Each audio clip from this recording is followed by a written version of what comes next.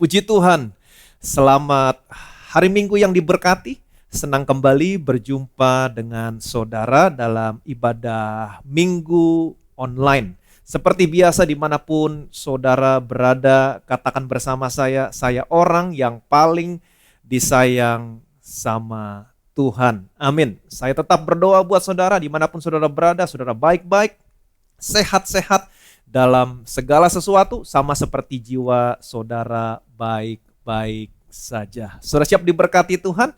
Amin. Nah, di dalam hidup kekristenan, saudara dan saya menerima segala sesuatunya dengan iman. Alkitab mengatakan hidup saudara dan saya bukan karena melihat, tetapi karena percaya, karena iman. Dan tanpa iman tidak mungkin seseorang berkenan kepada Allah.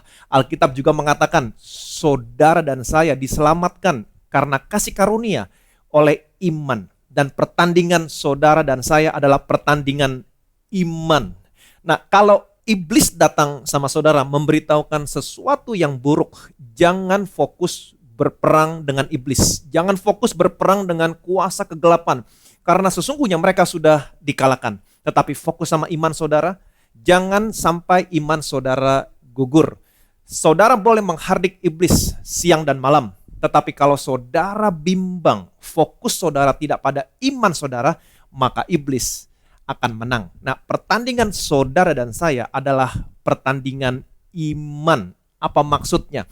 Maksudnya adalah saudara bertanding, berjuang untuk tetap di dalam iman saudara. Dan Alkitab mengatakan iman timbul dari pendengaran akan firman Kristus. Dengan kata lain, saudara bertanding, saudara berjuang untuk tetap percaya kepada apa yang firman Kristus katakan.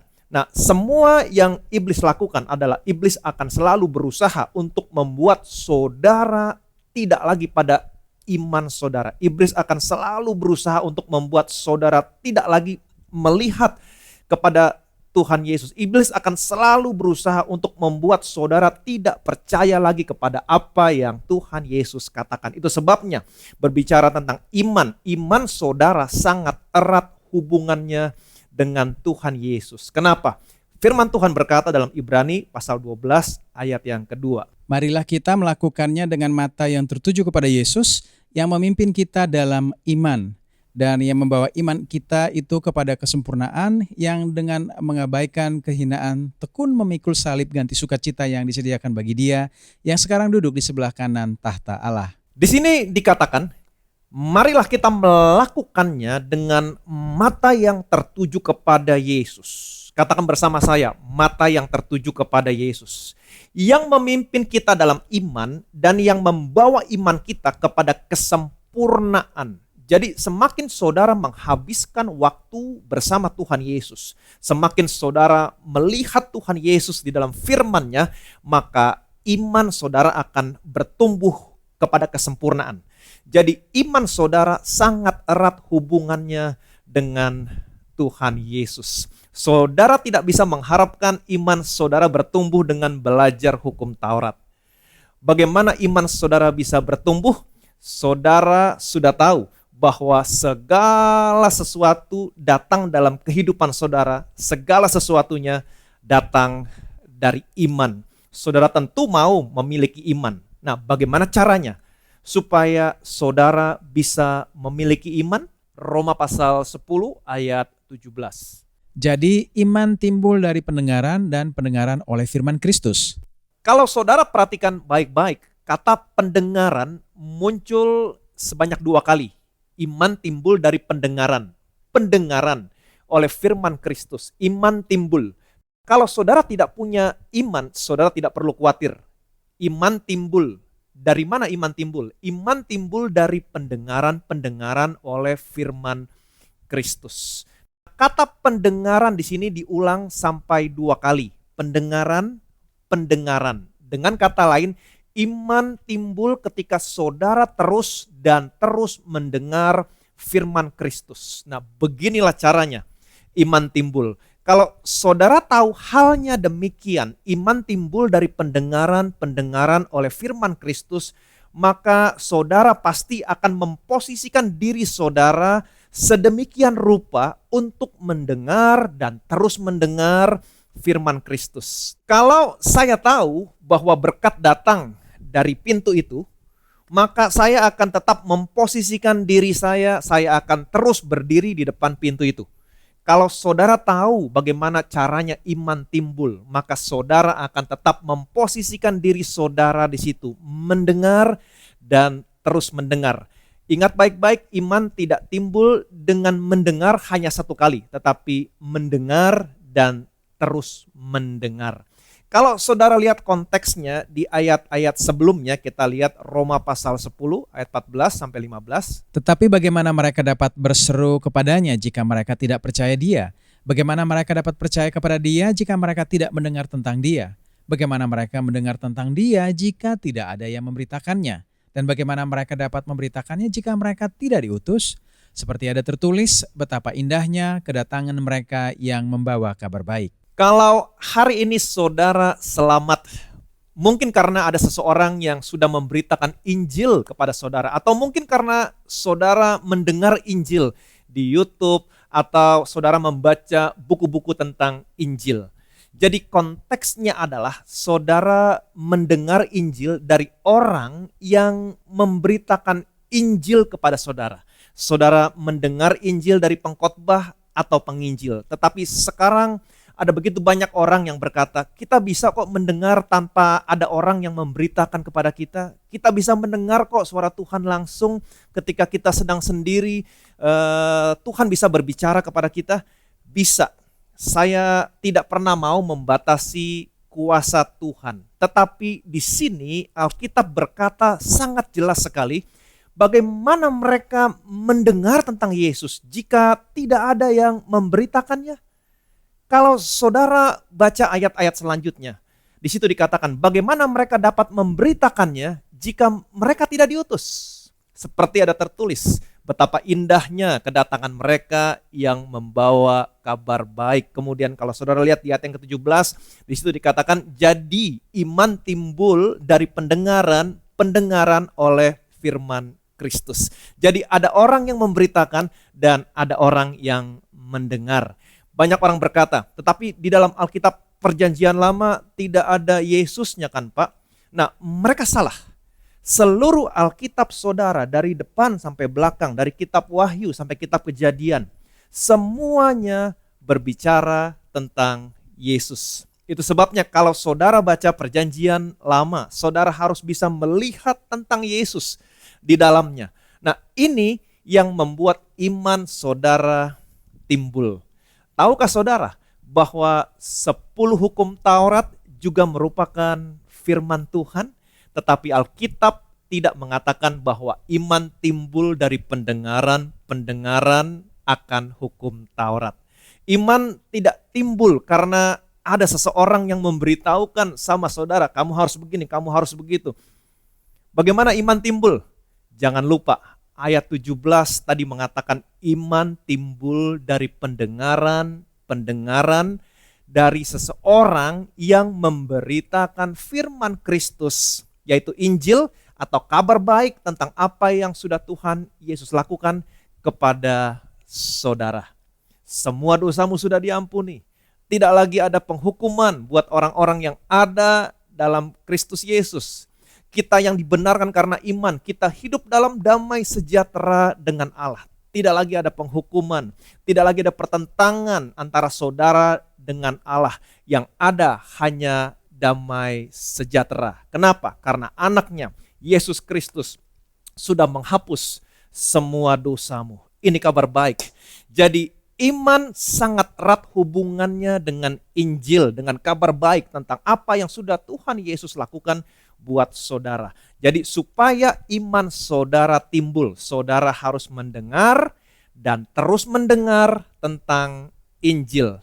Betapa indahnya kedatangan mereka yang membawa kabar baik. Sekali lagi, iman timbul karena saudara mendengar firman Kristus.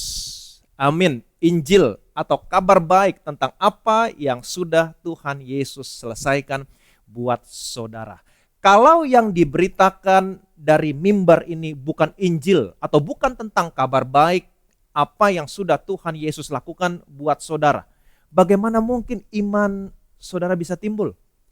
Saya mau saudara memiliki iman.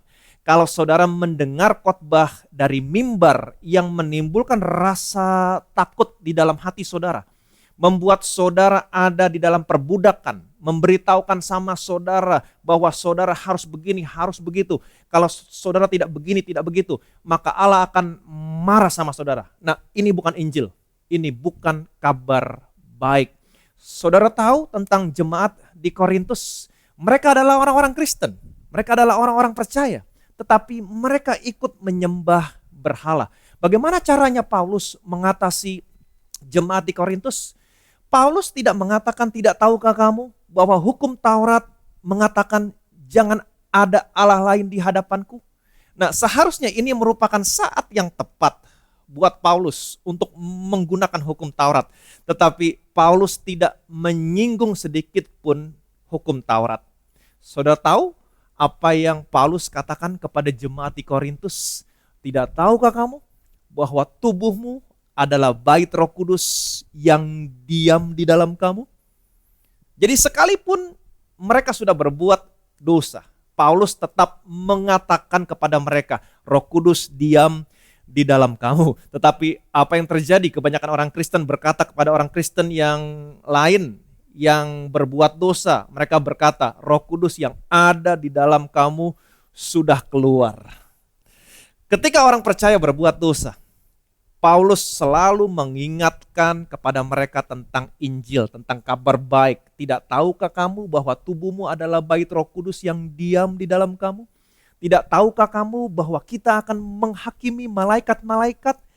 Jadi setiap kali orang percaya berselisih, setiap kali orang percaya jatuh di dalam dosa, Paulus selalu mengingatkan kepada mereka tentang keberadaan mereka. Amin. Siapa mereka yang sesungguhnya di dalam Yesus Kristus. Saudara dan saya butuh lebih banyak lagi pembicara dan pengkhotbah seperti Paulus. Amin. Memang lebih mudah memberitakan hukum Taurat kepada orang lain daripada membuat orang lain mengerti atau mendapat pewahyuan tentang Injil atau kabar baik tentang apa yang sudah Tuhan Yesus lakukan.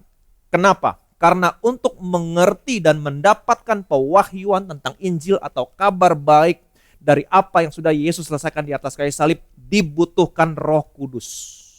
Untuk mengerti hukum Taurat tidak diperlukan Roh Kudus. Kita lihat firman Tuhan dari Yesaya pasal 55. Mengapakah kamu belanjakan uang untuk sesuatu yang bukan roti, dan upah jeripayahmu untuk sesuatu yang tidak mengenyangkan? Dengarkanlah aku, maka kamu akan memakan yang baik, dan kamu akan menikmati sajian yang paling lezat. Sedengkanlah telingamu dan datanglah kepadaku, dengarkanlah maka kamu akan hidup.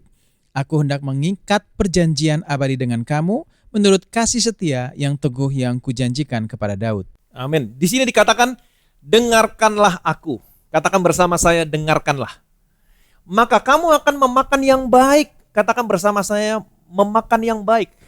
Selanjutnya dikatakan, dan kamu akan menikmati sajian yang paling lezat. Katakan bersama saya, menikmati sajian yang paling lezat.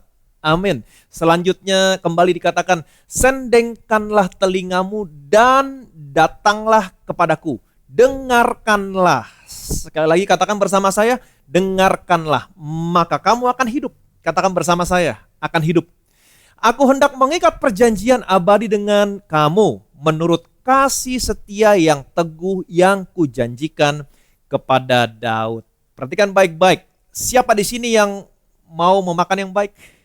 Mau menikmati sajian yang paling lezat dan akan hidup? Nah, saya mau kasih tahu sama saudara kuncinya. Kuncinya adalah mendengar firman Tuhan dengan hati yang mendengar, hearing heart. Saudara masih ingat Salomo? Sama seperti apa yang Salomo minta kepada Tuhan. Tuhan, beri saya hati yang mendengar, hearing heart. Jadi di sini saudara bisa menemukan kata dengarkanlah disebut sebanyak 2 kali. Dengarkanlah aku, maka kamu akan memakan yang baik dan kamu akan menikmati sajian yang paling lezat. Sendengkanlah telingamu dan datanglah kepadaku, dengarkanlah, maka kamu akan hidup. Kata dengarkanlah, terjemahannya dalam bahasa Ibrani adalah syama. Syama. Sama seperti tadi, pendengaran. Artinya apa? Saudara harus mendengar dengan baik, mendengar dengan memiliki hearing heart, to hear with attention or interest. Nah, tidak cukup mendengar sekali. Mungkin saudara berkata, saya sudah mendengar terus-menerus, Pak. Jangan putus asa, mendengar dan terus mendengar. Maka saudara akan melihat kebaikan demi kebaikan Tuhan, saudara akan memakan yang baik, saudara akan menikmati sajian yang paling lezat, dan saudara akan hidup. Yang percaya boleh bilang amin. Amin. Jadi kuncinya adalah mendengar dan terus mendengar. Jangan mendengar hanya sekali, tetapi terus mendengar. Sekalipun saudara sudah mendengar firman-Nya, dengar lagi. Waktu saudara mendengar pertama kali, mungkin ada sesuatu yang saudara tidak mengerti pada saat itu. Tetapi waktu saudara mendengar untuk yang kedua kalinya, saudara baru mengerti. Kemudian saudara mendengar yang ketiga kalinya, saudara mendapatkan pewahyuan yang baru. Amin. Dan seterusnya. Jadi mendengar dan terus mendengar. Katakan bersama saya, mendengar dan terus mendengar. Amin. Keluaran pasal 15 ayat yang ke-26. Firman-Nya, jika kamu sungguh-sungguh mendengarkan suara Tuhan Allahmu dan melakukan apa yang benar di matanya dan memasang telingamu kepada perintah-perintahnya dan tetap mengikuti segala ketetapannya, maka aku tidak akan menimpakan kepadamu penyakit manapun yang telah kutimpakan kepada orang Mesir, sebab aku Tuhanlah yang menyembuhkan engkau. Di sini Allah menyatakan dirinya, akulah Tuhan yang menyembuhkan, Jehovah Rafa. Mereka, perhatikan baik-baik, mereka baru saja keluar dari Mesir, menyeberangi Laut Merah, kemudian mereka tiba di Marah. Kemudian Allah berkata kepada mereka, yang pertama, perhatikan baik-baik, jika kamu sungguh-sungguh mendengarkan suara Tuhan Allahmu. Sungguh-sungguh mendengarkan di sini, terjemahannya adalah syama. Selanjutnya dikatakan, yang kedua, dan melakukan apa yang baik di matanya, dan memasang telingamu kepada perintah-perintahnya, dan tetap mengikuti segala ketetapannya. Jadi perhatikan baik-baik, ada dua hal di sini yang Allah katakan kepada mereka. Yang pertama, sungguh-sungguh mendengarkan suara Tuhan Allahmu. Yang kedua, melakukan apa yang benar, memasang telingamu kepada perintah-perintahnya, dan tetap mengikuti segala ketetapannya. Setelah itu, perhatikan baik-baik, Allah berkata begini, maka aku tidak akan menimpakan kepadamu penyakit manapun yang telah kutimpakan kepada orang Mesir, sebab aku Tuhanlah yang menyembuhkan engkau. Menarik pertanyaan saya, apakah saudara harus terlebih dahulu melakukan apa yang benar, mengikuti segala ketetapan dan perintahnya terlebih dahulu, baru setelah itu Tuhan akan menjadi Tuhan yang menyembuhkan penyakit saudara? Tidak. Kenapa? Karena Tuhan Yesus sudah menggenapinya buat saudara dan saya. Allah tahu bahwa tidak ada seorang pun yang sanggup melakukan semua hukum dan ketetapannya. Tidak ada seorang pun yang dapat menggenapi semua hukum Taurat. Itu sebabnya Allah mengutus anaknya datang ke dalam dunia ini. Anaknya menggantikan posisi saudara dan saya. Anaknya menggenapi hukum Taurat, menanggung semua kegagalan saudara. Dan apa yang anaknya lakukan, Allah memperhitungkan kepada saudara, kepada saya sebagai kebenaran. Ini yang dinamakan anugerah kebenaran. Yesus yang melakukannya, saudara dan saya yang menerima benefitnya. Jadi ketika saudara dan saya menerima Tuhan Yesus dalam hal mengikuti segala ketetapan, perintah dan hukumnya, Allah akan memberikan saudara nilai A+. Sekalipun saudara bukan orang yang sempurna. Kenapa?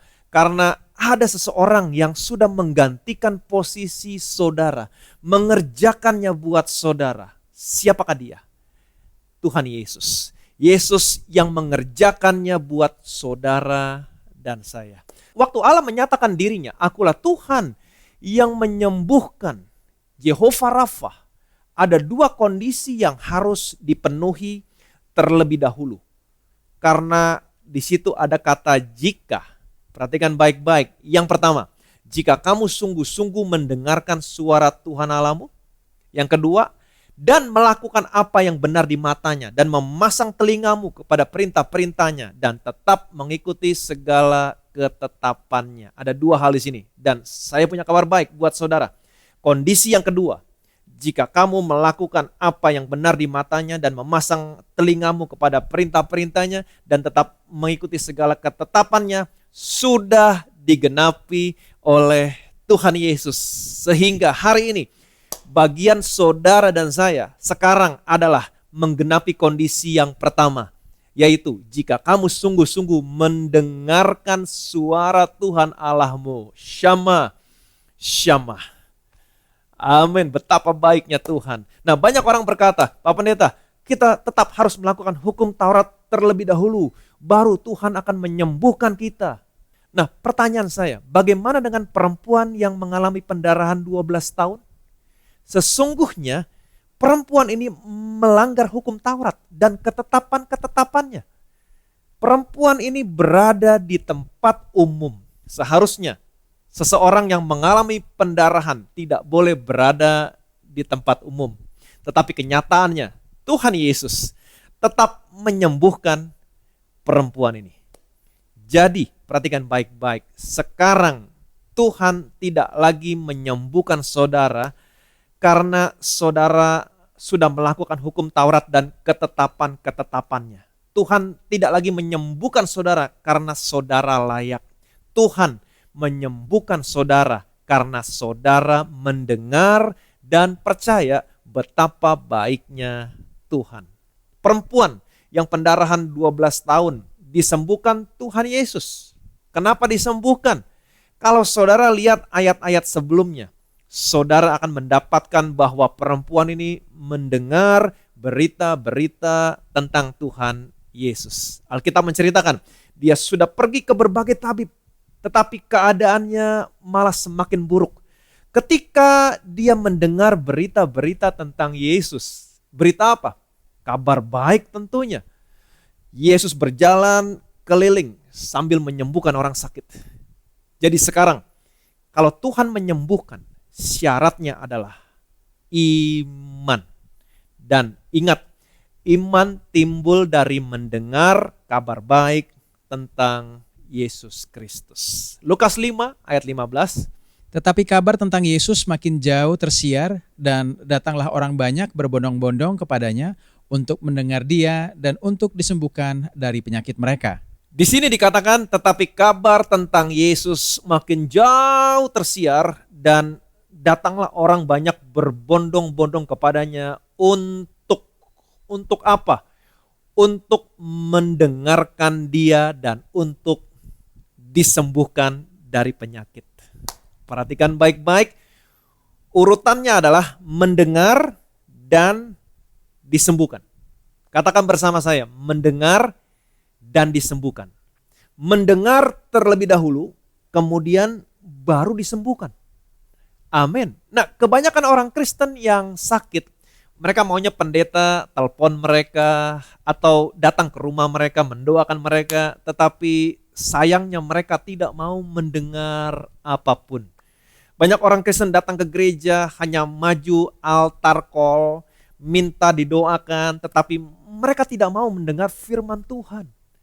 Nah, perhatikan baik-baik. Di sini dikatakan pertama-tama mereka datang untuk mendengarkan dia, kemudian disembuhkan. Ini polanya Tuhan. Kalau saudara butuh kesembuhan, jangan hanya datang untuk didoakan, minta kesembuhan. Jangan. Tetapi pastikan saudara datang mendengar firman Kristus terlebih dahulu. Kemudian saya percaya saudara akan disembuhkan. Amin. Lukas 6 ayat 17 sampai 19.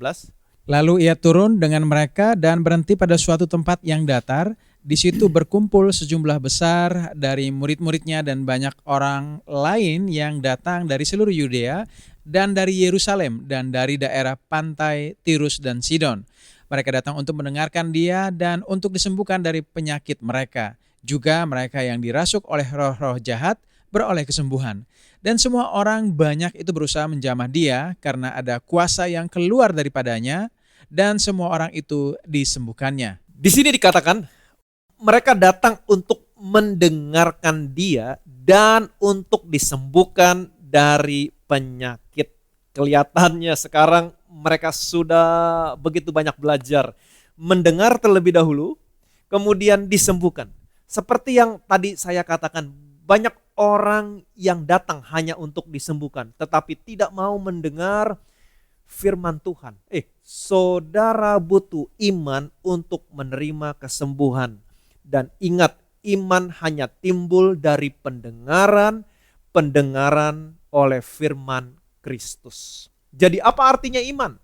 Iman artinya saudara percaya bahwa Allah itu baik. Saudara dan saya senantiasa harus diingatkan bahwa Allah itu baik. Amin. Saudara tidak perlu diingatkan bahwa Allah adalah Allah yang menghakimi. Saudara sudah tahu. Saudara harus selalu diingatkan bahwa Allah adalah Allah yang baik.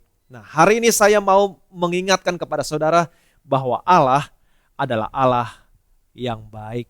Katakan sama kiri kanan saudara, Allah adalah Allah yang baik. Kisah Para Rasul pasal 14 ayat 8 sampai dengan 10. Di Listra ada seorang yang duduk saja karena lemah kakinya dan lumpuh sejak ia dilahirkan dan belum pernah dapat berjalan. Ia duduk mendengarkan ketika Paulus berbicara dan Paulus menatap dia dan melihat bahwa ia beriman dan dapat disembuhkan. Lalu kata Paulus dengan suara nyaring, "Berdirilah tegak di atas kakimu." Dan orang itu melonjak berdiri lalu berjalan kian kemari. Di sini diceritakan di Listra ada orang yang duduk saja karena kakinya lemah dan lumpuh sejak ia dilahirkan dan belum pernah dapat berjalan. Buat manusia, perhatikan baik-baik, buat manusia, orang yang lumpuh sejak lahir tidak mungkin disembuhkan. Tetapi saya percaya buat Allah tidak ada yang mustahil. Amin. Nah, bagaimana orang ini bisa menerima kesembuhan? Selanjutnya di situ dikatakan ia duduk dan, perhatikan baik-baik, mendengarkan. Perhatikan baik-baik, saya ulangi sekali lagi. Ia duduk dan mendengarkan ketika Paulus berbicara tentang Injil. Wow. Kata mendengarkan di sini adalah tindakan yang dilakukan secara terus-menerus. Terus-menerus mendengarkan. Ia terus-menerus mendengar ketika Paulus berbicara. Apa yang Paulus bicarakan? Injil. Bukan hukum Taurat, tetapi Injil, kabar baik tentang Yesus Kristus. Selanjutnya dikatakan, dan Paulus menatap dia dan melihat bahwa ia beriman dan dapat disembuhkan.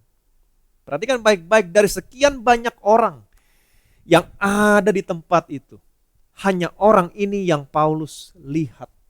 Kenapa? Karena dia terus-menerus mendengarkan. Ketika dia terus-menerus mendengar, bersamaan dengan itu, imannya timbul. Iman apa? Iman untuk disembuhkan. Kemudian Paulus berteriak dengan suara nyaring, "Berdirilah tegak di atas kakimu." Alkitab menceritakan, orang ini melonjak berdiri lalu berjalan kian kemari.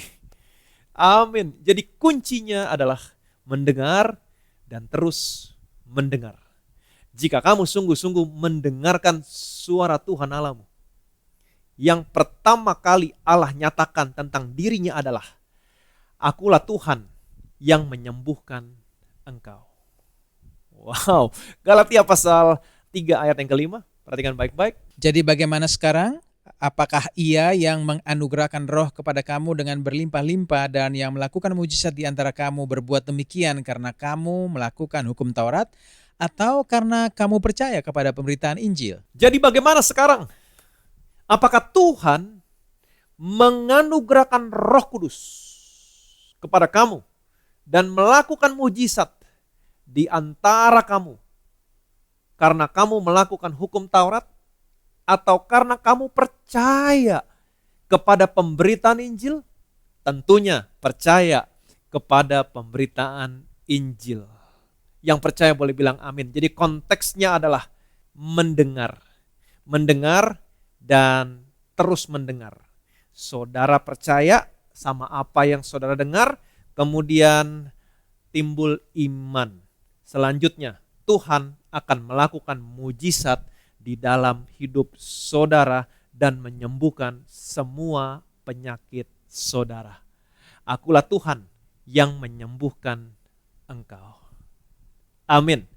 Mendengar dan terus mendengar, maka saudara akan melihat kebaikan Tuhan, saudara akan memakan yang baik, saudara akan menikmati sajian yang paling lezat, dan saudara akan hidup. Yang percaya boleh bilang amin. Jadi jangan pernah berhenti mendengar firman Tuhan. Ingat baik-baik, kita sudah belajar ini polanya Tuhan.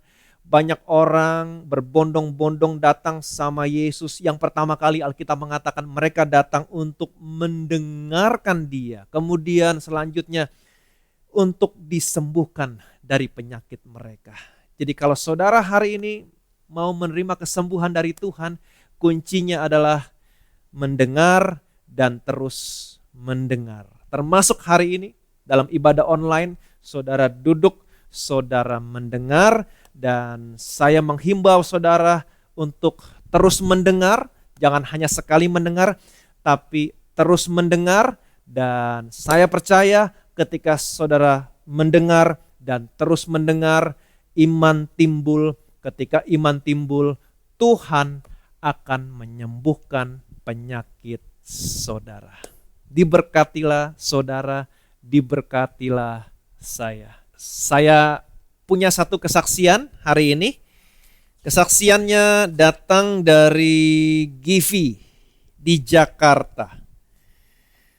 Shalom, saya mau memberikan kesaksian tentang kasih karunia dan kebaikan Tuhan Yesus dalam hidup saya dan suami melalui pemberitaan Injil kasih karunia Allah yang selalu diberitakan Pastor Ivan Tanujaya.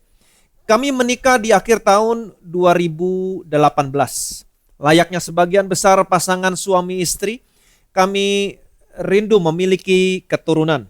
Memasuki tahun 2019, doa kami masih belum dijawab, namun sesuai dengan tema Bethesda Church, tahun itu kami mengimani bahwa pengharapan kami dalam Tuhan Yesus tidak pernah mengecewakan.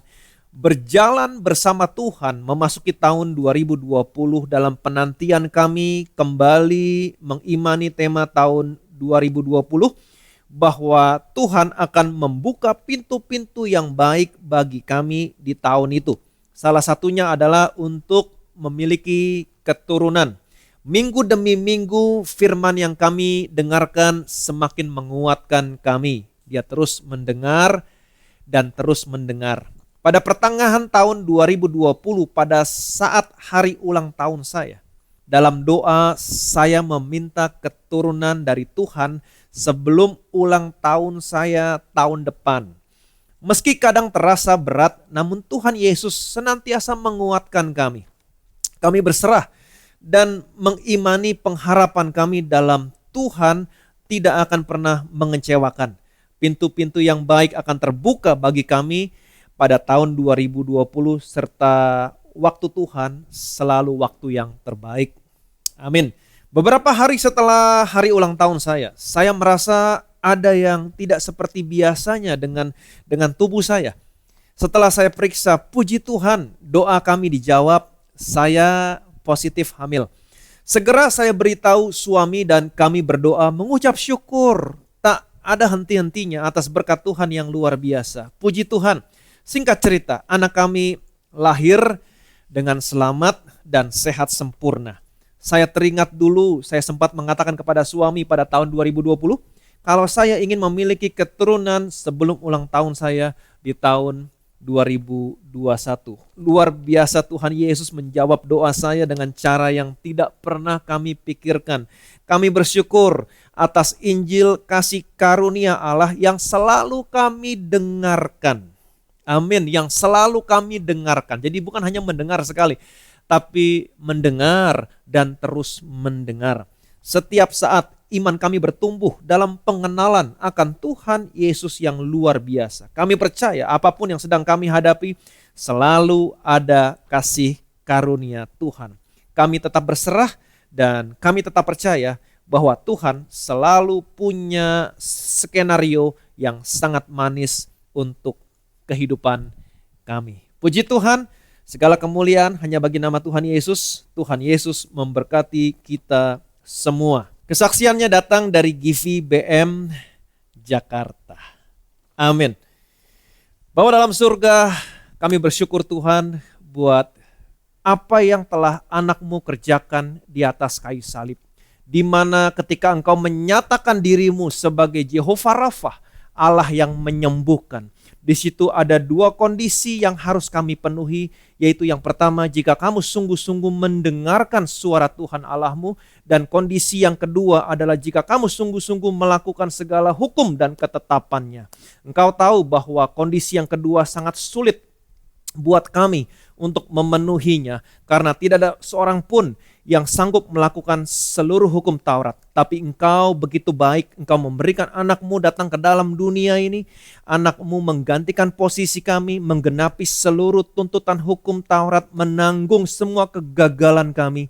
Sehingga hari ini kondisi yang kedua sudah dipenuhi oleh Tuhan Yesus. Sehingga hari ini kami yang percaya kepadamu, kami tinggal memenuhi kondisi yang pertama, yaitu jika Engkau baik-baik mendengarkan suara Tuhan Allahmu, disitulah Engkau akan menyatakan dirimu kepada kami, akulah Allah yang menyembuhkan, Jehovah Rafa. Itu sebabnya hari ini Tuhan, kami mau mendengar dan kami akan terus mendengar, karena kami tahu bahwa iman timbul dari mendengar dan mendengar firman Kristus. Ketika iman timbul, Engkau akan menyatakan dirimu, akulah Allah yang menyembuhkan. Dan kami berdoa dimanapun anak-anak-Mu berada hari ini Tuhan, mereka yang sudah mendengar firman Kristus, kabar baik tentang apa yang sudah Engkau kerjakan di atas kayu salib. Dan biarlah hari ini dimanapun mereka berada,